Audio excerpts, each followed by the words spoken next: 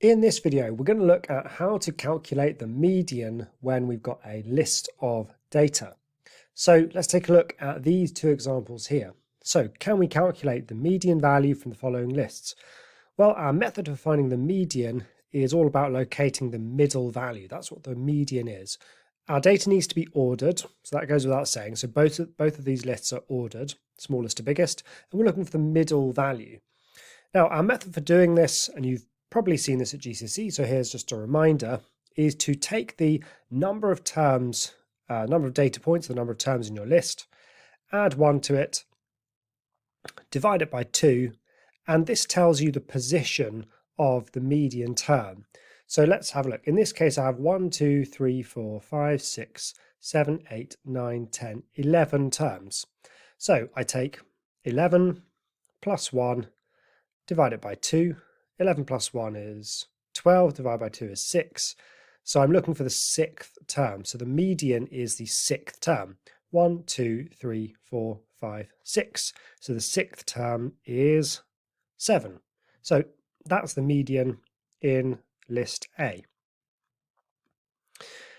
For list B, how many terms are there? 1, 2, 3, 4, 5, 6, 7, 8, 9, 10. So we do 10 plus 1 divided by 2. 10 plus 1 is 11, divided by 2 is 5.5. So how on earth can we find the 5.5th term? Well, it's just halfway between the 5th and the 6th. So 1, 2, 3, 4, 5. Here's the 5th. Here's the 6th. So our median is halfway between 55 and 61.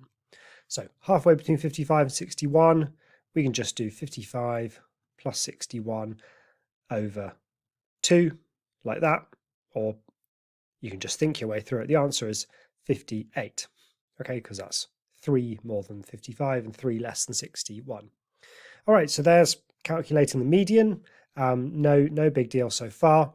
Now, the median has some real strengths and it has some real weaknesses. So let's start with a weakness of it. So a weakness of the median, in terms of how useful it is that it doesn't take into account all of the data. If we look at this list up here, list A, this number here could have been anything bigger than 30. I mean, it could have been 300,000, it could have been 3 million, and the median still would have been 7. So it doesn't take into account all of the data.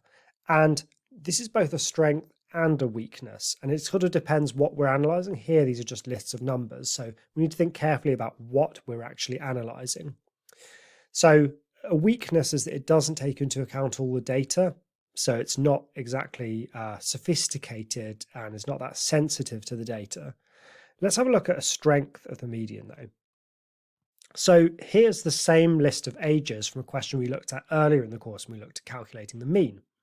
So the ages of 10 people in a classroom was recorded, and remember that when we calculated the mean, we got a mean of 18, and I discussed then how this was a slightly unsatisfactory result because the mean is supposed to tell us what is a normal age for someone, or something like that. What is a expected age of someone, and no one is 18. No one is even that near 18. So it's a strange answer to have as our mean. Median does a little bit better in that respect. So if you've got 10 people, the median position is 10 plus 1 divided by 2. So that's 11 divided by 2, which is 5.5. So halfway between the 5th and the 6th. 1, 2, 3, 4, 5, 6. So it's halfway between 13 and 13. Halfway between 13 and 13 is just 13.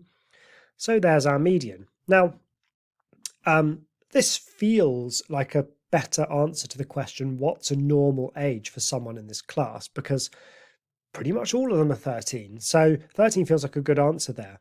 Now, I used the word outlier earlier to describe terms like this. And a strength of the median is it's not affected too badly by outliers. It's not actually affected at all by outliers, unlike the mean, which is.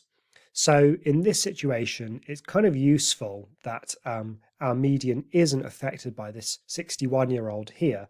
We still get a sense that a sort of normal standard age for someone in the room is 13. And remember, you'll sometimes see this described as central tendency. So what is the kind of age which people tend to have in this room? And a good answer is 13. So that's a strength of the median. Okay, in the next video, we're going to look at what to do when we've got frequency tables. And after that, we're going to look at grouped data. So I'll see you then.